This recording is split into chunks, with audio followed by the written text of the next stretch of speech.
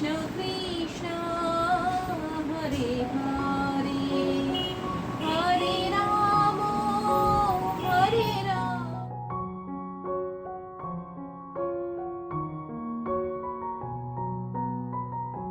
কি ছাড়ানো এত সহজ বলো?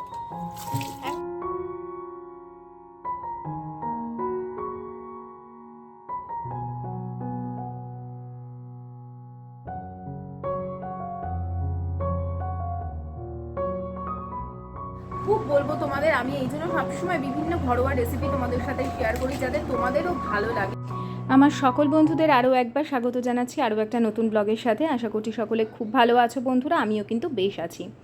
আজকে বিকেল থেকে ব্লগটা শুরু করেছি। আজকে দুপুরবেলা আমাদের নিমন্ত্রণ ছিল, মানে আমার কাকি শাশুড়ির বাড়িতে না নিমন্ত্রণ ছিল। তো ওই দুপুরবেলা খাওয়া দাওয়া করার পর বিকেলে আস্তে আস্তে বিকেল 4টে বেজে গেছে। তো আমি না এসে আর শুইনি, ভাবলাম যে ঘরের কাজকর্মগুলো করি। আর বিকেল বিকেল ঘরটা ঝাড় দেবো। সন্ধ্যা দেওয়ার আগে ঘর যদি প্রত্যেক দিন ঝাড় দেওয়া যায় এটা নাকি খুবই ভালো। এখন আমরা তাড়াহুড়োর চোটে ভুলেই যাই। তো আয়ুষ্মানের আজকে স্কুলে পিটি ছিল, তো যেদিন পিটি থাকে সেদিন স্কুলের ওই শার্ট টার্টগুলো ভালো করে কেচে ধুয়ে, মানে সময় পাই, অন্যান্য দিন যেমন আস্তে না আস্তেই কেচে দিতে হয়, আজকে সময় পাই। তো আয়রন টায়রন করে একেবারে এই রেখে দিয়েছিলাম। তা ভাবলাম যে এখন ভাঁজ করে তুলে দিই।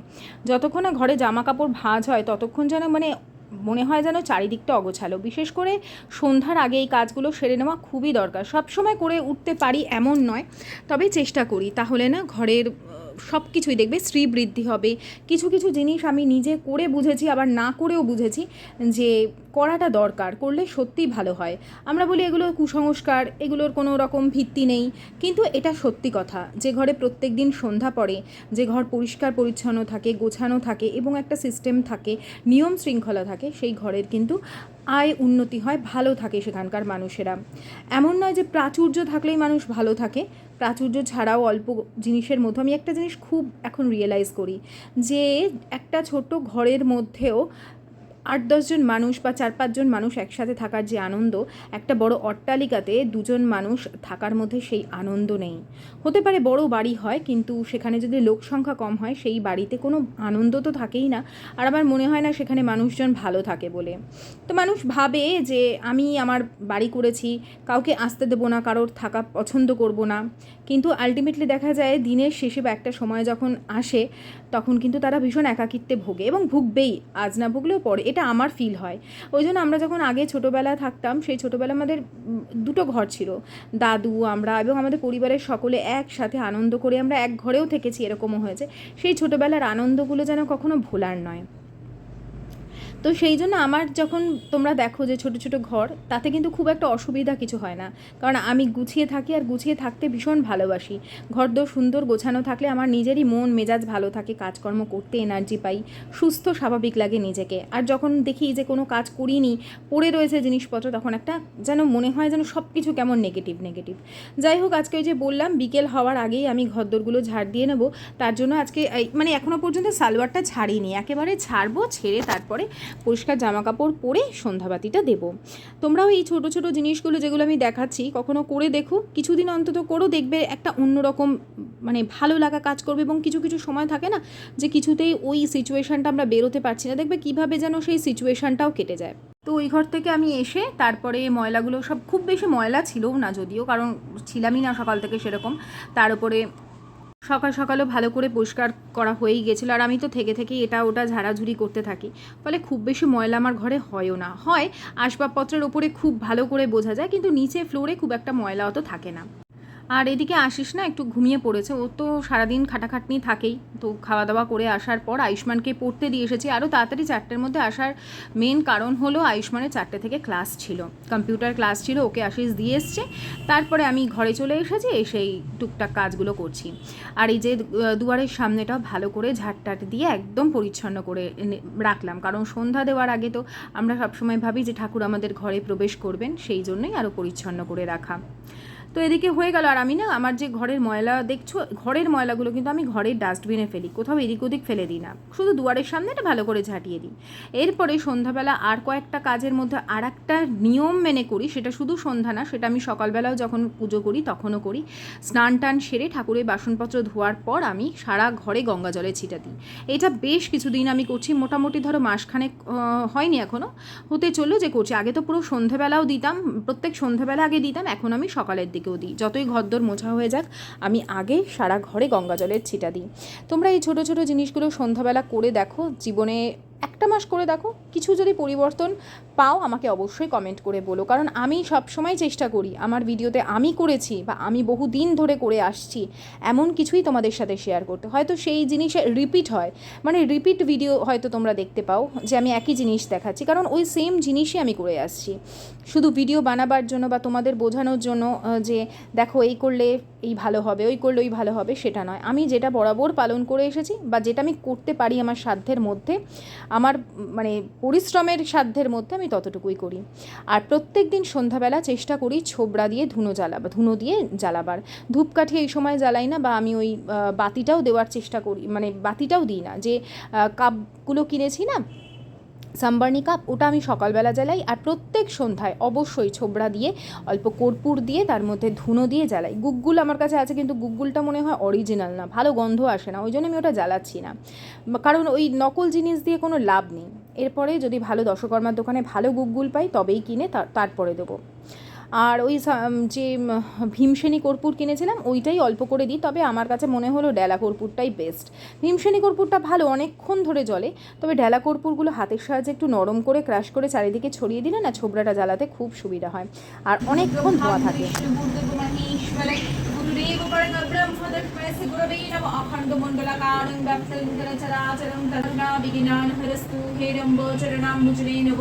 एकदन्तं महाकायं लम्बोदर गजाननं प्रतीपिता महादेव एकदन्तदयावन्त चारुभुजाधारी मस्तकसिन्दूर सौम्य मूषिकराजाको शम्भुसुतरसुतभेष सदा भवानीतायिनी गौरीपुत्र गणेश पांच वृक्षा हरे ब्रह्म विष्णु महेश सिद्धिदाता गणेश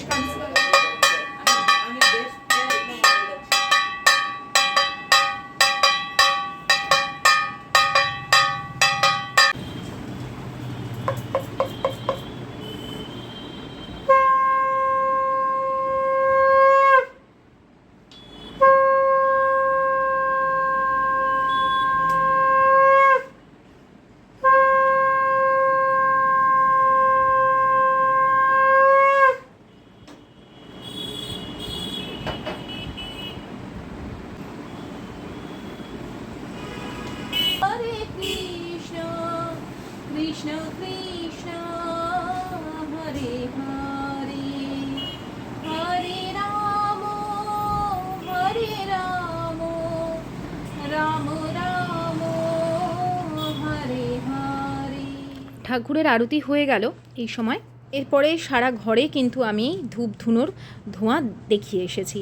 এরপর আমি আমার যে তুলসী গাছ আছে বারান্দাতে, সেখানে একটা প্রদীপ জ্বালাই ঘিয়ের বাতি দিয়ে, আর একটা ধূপকাঠি দিয়ে অবশ্যই মানে তুলসী মাতার কাছে ভালো করে আরতি করি। আমি কোনো তুলসী মাতার কাছে মন্ত্র বলি না বা আমি জানি না, তো আমি এমনি ভালো করে ধূপ আর একটা প্রদীপ দিয়ে এটা করে দেখো, খুব ভালো হবে। প্রদীপ সবসময় হয়তো দেওয়া সম্ভব যদি নাও হয়, তবে দেওয়ার খুব চেষ্টা করো।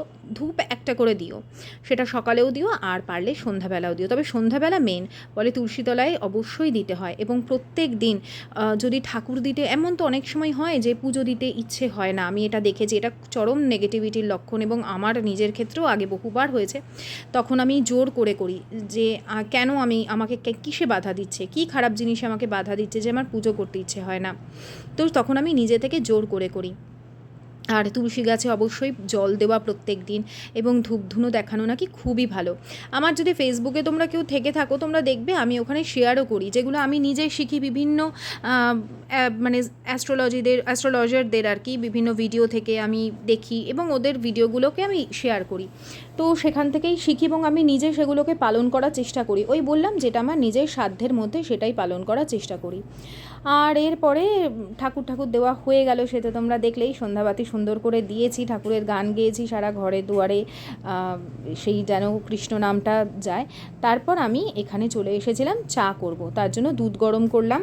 এটাও আমার প্রত্যেক দিন সন্ধ্যার ডিউটি, যে 1 প্যাকেট করে দুধ গরম করা এবং তার সাথে চা করা। আর যদি আয়ুষ্মানকে দুধ দিলাম বা মুসলি দিলাম বা হরলিক্স দিলাম, যা হোক সেটা দিই। তবে আজকে ও চা খাবে বলেছে, সেই জন্যই আরও যেদিন ও বলে যে খাবো সেদিন একটুখানি করি। এখন আর ওকে সেই অর্থে কিন্তু রেগুলার চা দেওয়া হয় না। এখনও নিজেও বুঝেছে যে আস্তে আস্তে হয় না, বাচ্চারা নিজেরাই শিখে যায়। আমি কখনো আয়ুষ্মানকে কোনো জিনিসে প্রেশার করি না। অনেকেই বলে জোর করে কেন মাছ খাওয়াও না, ওর যখন খাওয়ার ও নিজে থেকে খায়। আমাকে মানে আগে তো খেতেই চাইতো না, আমি প্রেশার করতাম না, ও এখন নিজে থেকেই খেতে চায়, তখন ও খাচ্ছে। তেমনই চা নিজে থেকেই কিন্তু ও ছেড়ে দিতে চাইছে, মানে রেগুলার খেতে চায় না। যখন বলতাম তুই একটু ভালো করে খেলাধুলা কর, শরীর স্বাস্থ্যের দিকে দেখ, তুই চেহারা ভারী হয়ে যাচ্ছে, তখন কিন্তু ছোট ছিল। তারপরে ও নিজে থেকেই কিন্তু নিজের স্বাস্থ্য সচেতন হয়ে গেছে, ওজন কমিয়েছে, নিজে থেকেই কমিয়েছে, মানে খাওয়া দাওয়া সেই অর্থে বাইরের খাবার যেমন এখন একদমই নিজে খেতে চায় না। মাঝখানে তাও খেতে চাইতো, রেস্টুরেন্টে যাব, বাবাকে বলো রেস্টুরেন্টের খাবার আনতে, এখন কিন্তু সেগুলো একদম বলে না। ও খালি চায় ওর মা একটু ভালো কিছু ওকে বানিয়ে দিক। ওই জন্য আমি না বাচ্চাদের কখনো কোনো জিনিসে প্রেশার ক্রিয়েট করিনি। ও দেরিতে হাঁটা শিখেছে, ও দেরিতে বসতে শিখেছে, তাতে কোনো অসুবিধা হয়েছে? এখন তো একদম স্পোর্টসম্যান হয়ে গেছে, কোনো অসুবিধা হয়নি। ওই জন্য কোনো বাচ্চাকে জোর করে কোনো কিছু, আমার মতে শুধু বাচ্চা কেন, কোনো বড়োদেরও জোর করা মানে তাকে মানসিকভাবে প্রচণ্ড প্রেশার ক্রিয়েট করা। আর পড়াশোনার ক্ষেত্রেও তাই, ওর যতটুকু ক্যাপাসিটি, আমি তার বাইরে গিয়ে ওকে কিচ্ছু করাতে পারবো না। আমি যতই ওকে শাসন করি, হ্যাঁ সবাই ভালো রেজাল্ট করে, 100-তে 90 পায়, 95 পায়, তুই কেন পাবি না? ও কখনোই পারবে না। ওর যতটা আইকিউ, ও ততটাই ওর নেওয়ার ক্ষমতা বা ধারণ ক্ষমতা। এটা আমি ওর বাবাকেও বলি, যদি ওর বাবা এই নিয়ে একটু আধটু অশান্তি করে, কিন্তু তারপরে দুপুরবেলা নিমন্ত্রণ ছিল, হ্যাঁ আমার কাকি শাশুড়ির বাড়িতে নিমন্ত্রণ ছিল, খাওয়া দাওয়া ছিল একটু। তা ভেবেছি আজকে রাতে কি রান্না হবে, তো করে নিই, কি বলে ওটাকে তোমার, দেখো আমার ফ্রিজে আর জায়গা নেই, ওপরে সব এইসব রাখা মটরশুঁটিগুলো, আর নিচের তাকে মাছ মাংস সব রাখা। এবার আমি বললাম যে একটা সয়াবিনের প্যাকেট এনে দাও আমাকে, আমি তাহলে একটুখানি সয়াবিনের পোলাও করে নেবো, ওটা ঝটপট হয়েও যাবে। আর একটা চটপট রেসিপি না শেয়ার করলেও ভালো লাগে, মানে চট জলদি হয়ে যায়, আমারও চট জলদি হয়ে যাবে। রাত্রিবেলা ভাবলাম বেশি কিছু রান্না করব না, বলছে হ্যাঁ চিকেন এনে রাখা আছে, চিকেন বিরিয়ানি করো। সয়াবিনের বিরিয়ানি কেন করবে? সয়াবিনের বিরিয়ানি, সয়াবিনের পোলাও না, মানে বিরিয়ানি মশলা টশলা দিয়ে সয়াবিনের বিরিয়ানি। এই দেখো, এই হচ্ছে চিকেন। এখন এই 8:30টার সময় যদি আমি চিকেনটা এখন এই বরফ কি ছাড়ানো এত সহজ বলো? এখন এটাকে দিয়ে বললো 3-4 পিস মতন মাংসের বিরিয়ানি করো, 3-4 পিস। এদিকে সেই যে মাটন এনে রেখেছিলাম, মাটনটাও মানে একদিন মাটন খেলে আর দ্বিতীয় দিন মাটন খাওয়া যায় না, সেই দিনের মাটনটা আমি ফ্রিজে এরকমভাবে রেখে দিয়েছি। বাবা, এই যে করা যায়, দেখা যাক। এখন আয়ুষ্মানকে পড়াতে বসিয়েছি, ভাবলাম একটু পড়াই টড়াই, প্রেশারে একেবারে সয়াবিনের পোলাওটা বসিয়ে দেবো, মানে সয়াবিনের বিরিয়ানিটা, আর 3টে ডিম সেদ্ধ করে ভেজে নিয়ে ওর সাথে সাইড ডিশ হিসেবে খাওয়া যেত ভালোই রাত্রিবেলা। কালকে ভেবেছিলাম আমি দুপুরে মাটনটা করবো, মাটনটা তো মাটন বেশি দিন রাখা যায় না, চিকেনটা তবুও রাখা যায় সপ্তাহখানেক, মানে আমি তো ভাগে ভাগে করে রাখি, কারণ আমার ছেলের টিফিনে দিতে হয় কিছু কিছু, ভালো ধরো কখনো চাইলো, বা পিৎজা বানালাম। আমার তো বাইরের খাবার আমরা খাই না, ইদানিং আয়ুষ্মান দেখছি চিপস খাচ্ছে। আমি একটা কথাই বলবো, আমার যেটা দেখে মনে হচ্ছে, জানোই তো এখন কোনো মারণ রোগের মানে যত্রতত্র দেখা যায়, আমি বলবো যে বাইরের খাবারটা যতটা সম্ভব অ্যাভয়েড করো। ইচ্ছে করে মাঝে মাঝে রেস্টুরেন্টে যাই, রেস্টুরেন্টে খাওয়া দাওয়া করি, আমরা তখন টোটালি বলতে গেলে বাইরের খাওয়া দাওয়ার খাইই না। আয়ুষ্মান খুব খাচ্ছে, ওই বাড়ি যখন যায় রেগুলার পিৎজা, আমি ওকে বারণ করবো এবারে পিৎজা যদি ওর খেতেই হয় আমি বানিয়ে দেবো, বাড়ি নিয়ে গিয়ে ওই বাড়িতে নিয়ে যেদিন যাবি আমি বানিয়ে দেবো, গিয়ে সবাই মিলে খাবি, বুঝতে পারলি? একটা বড় পিৎজা বানিয়ে দেবো, বুঝলি? একদম বাইরের পিৎজা টিজা খাস না, কারণ ওরা যে খারাপ তেল দিয়ে করে না, তুই ভাবতে পারবি না। আর সব থেকে বড় কথা যে কি দিয়ে করছে। আমাদের তো মাঝখানে জানোই যে ওই যে রেস্টুরেন্ট খোলা হয়েছে, আমাদের খোলা হয়নি, মানে সচিন খুলেছিল রেস্টুরেন্ট।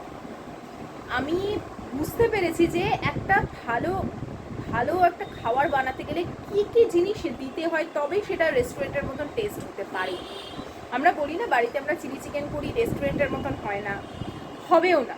তুমি বাড়িতে একটা মিষ্টি বানাও, যে মিষ্টির দোকানের মিষ্টি তুমি খাচ্ছ সেই মিষ্টিটা তুমি পরের দিন ফ্রিজে রেখে দাও, সেম টেস্ট থাকবে। কিন্তু তুমি বাড়িতে বানাও, একদম সেরকম টেস্ট আসবেই না। অন্য ভালো হবে কিন্তু অন্যরকম টেস্ট আসবে। পরের দিন রেখে দাও, একদমই অন্যরকম হয়ে যাবে। কারণ কি? সেই কারণগুলো অনেক কারণ আছে। সেটা যদি তুমি ডিটেলে জানতে চাও, অনেক কিছু ভিডিও ইউটিউবে পাবে। আমি দেখি ইউটিউবে প্রিজারভেটিভ থাকে, হ্যাঁ। তো সেই সমস্ত খাওয়া একেবারেই উচিত না। যদি নিজেকে কেউ অমর নই, আমরা সবাই একদিন না একদিন চলে যাব, কিন্তু যতদিন বাঁচবো যেন যে মানে সুস্থ মতন বাঁচি, আর পরিবারের ওপর খুব প্রেশার না পড়ুক। কারণ এখন একটা রোগ হওয়া মানে প্রচুর খরচ, নিজের শারীরিক কষ্ট, মানসিক তো নিজে শেষ হয়ে যাওয়া। তো সেই জন্য খুব বলবো তোমাদের, আমি এই জন্য সবসময় বিভিন্ন ঘরোয়া রেসিপি তোমাদের সাথে শেয়ার করি, যাতে তোমাদেরও ভালো লাগে আর বাচ্চাদেরকেও সেই রকম খাওয়াতে। আমি আয়ুষ্মানকে কোনো দিন আমি নাম নিচ্ছি না, আমি নাম নিতে গিয়ে ওই জায়গাটা কেটে দিলাম, কোনো জায়গা থেকে কিনে এনে ফ্রিজে রেখে দিলাম, পরের দিন অনেকেই দেয় আমার চেনা শোনা, আমার পরিচিত অনেকেই দেয়। আমি কোনো দিন দিই না। ও যদি সেদিন আনে, আমি রাগারাগি করি প্রথমত যখন ওর বাবা কিনে দেয়, ওই দিনেরটা ওই দিনে খেয়ে নেয়। এখন তো খাওয়া ছেড়েই দিয়েছি, অনেক কারণে ছেড়ে দিয়েছে। খেলেও চকলেট কেকটা খায়, তবু আমি বলবো কি বাবা বলে, চকলেট কেকও খাইনি, অনেকদিন হয়ে গেল, 3-4 উইক হয়ে গেল। আমি বানিয়ে দেবো, ক্রিম আছে, বাবার জন্যই কেক বানাই। তো বাবার জন্যই কেক বানাই। ওর বাবা বানালে, ওর বাবারটা বানালে, ওর বাবা মানে ওর জন্য চকলেট কেক বানালে, ওর বাবা বলবে ছেলের জন্যই বানাও। এবার মাঝে মাঝে আমি কি করি জানো, নর্মাল ভ্যানিলা কেকটা দিই, তারপরে চকলেটটাকে ক্রাশ করে দিয়ে দিই, দুটোই হয়ে গেল। এসছে, এখন বাজে 9:10, এখন নিয়ে এসছে। কি ওগুলো তুমি এ করে দাও, আমি জানি না, এই বরফ ছাড়ছে না, বরফ কখন ছাড়বে আমি জানি না। এই যে সয়াবিনও নিয়ে এসছে, আর এই দই ছিল না, দই আনতে বললাম, বরফ কখন ছাড়বে দেখো।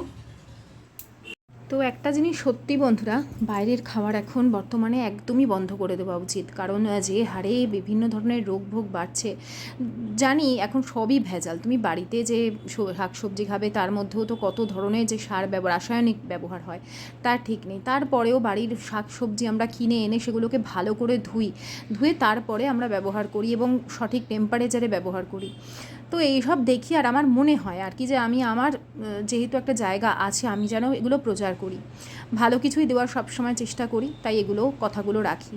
তো আর এবার একটা কথা বলি, এই যে বিরিয়ানি বানাবো, খুব চটপট বানাবো। কারোর হয়তো মনে হবে মাংস ভাত বানাচ্ছি, তবে বানিয়ে দেখো, কোনো অংশে খারাপ তো লাগবেই না, অধিক তেল মশলা ব্যবহার হচ্ছে না। আমি ওই বলি না যে 3 কেজি চাল, নাফিস চালটা আমি কিনে রাখি, ওই বিরিয়ানির জন্য, ফ্রাইড রাইসের জন্য 3 কেজি করে কিনে রাখি। তো এখানে আমি 2.5 কৌটো মতন নিয়েছি, মানে আমারটা 100 গ্রামের কৌটো, এখানে 250 মতন আমি চাল নিয়েছি, কারণ এই চালটা একটু বাড়ে, আর 250 একটু বেশি হবে, হয়তো 300 মতন হবে। তো এটা হচ্ছে আমাদের প্রপার মাপে ঠিক আছে, মানে একবেলার জন্য ঠিক আছে। কারণ আমরা রাতে সবাই মোটামুটি অল্প অল্প করে খাই, খেলে একটু আশিস খাবে, আর আয়ুষ্মানও যদিও এখন বড় হচ্ছে। যাই হোক, এরপরে ওই চালটা ভিজিয়ে দিয়ে এসেছি মাংসটা করার জন্য, সব কিছু টুকটাক করে কাটাকুটি করে রেখেছি। আর এই দিকে অল্প তেল ছিল, সেই তেলটা নিলাম, আর আরেকটু তেল দিলাম। এই সামান্য তেলেই কিন্তু আমি পুরো বিরিয়ানিটা করব। তাহলে বুঝতে পারছো যে আমরা ঘরের খাবার কেন আমাদের জন্য হেলদি। তেল জিনিসটা খাওয়া কিন্তু সব সময় স্বাস্থ্যের জন্য খুবই ক্ষতিকর, যে তেলই তুমি খাও না কেন। তো এরপরে মানে আমাকে ডাক্তারই বলেছিলেন, এই কথাটা আমার কথা নয়, ডাক্তার বলেছিলেন যে যেভাবেই হোক তেল খাওয়া কমাতেই হবে, সেটা অনেক বছর আগে। এখন এই যে আদা রসুন আমি কেটে কেটে রাখি, সেগুলোকেই পেস্ট করে নিচ্ছি, আদা রসুন কাঁচা লঙ্কা একসাথে। আমাদের ছোট্ট গাড়োর এই মিনি যে এটা আছে মিক্সার গ্রাইন্ডারটা, সেটার মধ্যে, এটা আমার ছোট্ট রান্নাঘরে একটা শোভা পায় আর কি। এটা আমি পেয়েছিলাম প্রমোশনাল ভিডিওর জন্য, কিন্তু এখন যদিও প্রমোশন করছি না, কিন্তু বললাম জিনিসটা ভালো, চাইলে তোমরা কিনতে পারো। আর এরপরে কারণ আমি ব্যবহার করছি যখন, তোমাদের বলাটাও দরকার। আর আমি নিজে যেগুলো কিনি সেগুলোও কিন্তু আমি তোমাদের সঙ্গে সবসময় শেয়ার করতে পছন্দ করি, যে তোমরা চাইলে ইনভেস্ট করতে পারো, যেটা ইনভেস্ট করবার মতন আমি সবসময় বলে দিই। আর যেগুলো আমি নিজের পয়সায় কিনেছি সেগুলো তো নির্দ্বিধায় কিনতে পারো, কারণ আমি অনেক বুঝে শুনে তারপর কিনি।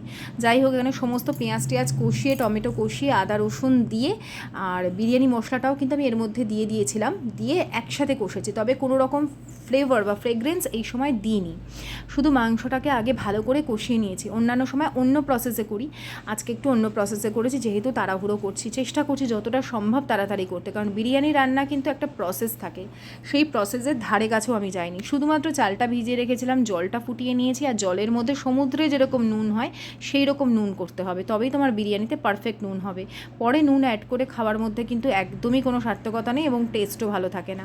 এরপরে ঝাঁঝরি থালার মধ্যে আমি ভাতটাকে পুরো উবুর দিয়ে দেবো, আর এটাকে আমি 90%ই কুক করে নিয়েছি, মানে সামান্য শক্ত রেখেছি, কারণ এটাকে আজকে ভাপে দেওয়ার মতন টাইম নেই, আর এই গরম গরমই আমাকে ইউজ করতে হবে, ঠান্ডা করে নেওয়ারও সময় নেই।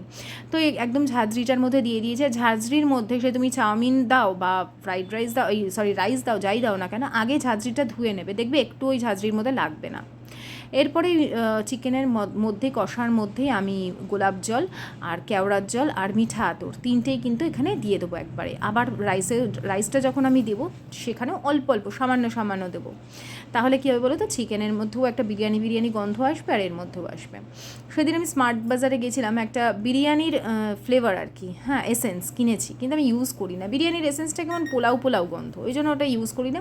তার থেকে আমাদের এই গোলাপ জল কেওড়ার জলই বেস্ট। তো এই এখন লেয়ার সেরকম অর্থে কিছু করিনি, পেঁয়াজ বেরেস্তাও রাখিনি, তারপরেও এত ফ্যান্টাস্টিক খেতে হয়েছিল বিরিয়ানিটা। রেসিপিটা তোমাদের দেখালাম। যেদিন তাড়াহুড়োতে এরকম বিরিয়ানি খেতে হবে, হেলদি, একদমই হেলদি, কতটুকু তেলে করলাম তোমরা দেখলে, দেখতে কি কোনো অংশে কম হয়েছে বলো? আর কেমন লাগলো আজকের এই ভিডিওটা তোমরা অবশ্যই কমেন্ট করে জানিও। যদি ভালো লেগে থাকে অবশ্যই লাইক করো, শেয়ার করো, কমেন্ট করো, আর অবশ্যই পরের দিনের জন্য আমার জন্য অপেক্ষা করো। আজকের মতন টাটা, বাই বাই, গুড নাইট, সায়োনারা।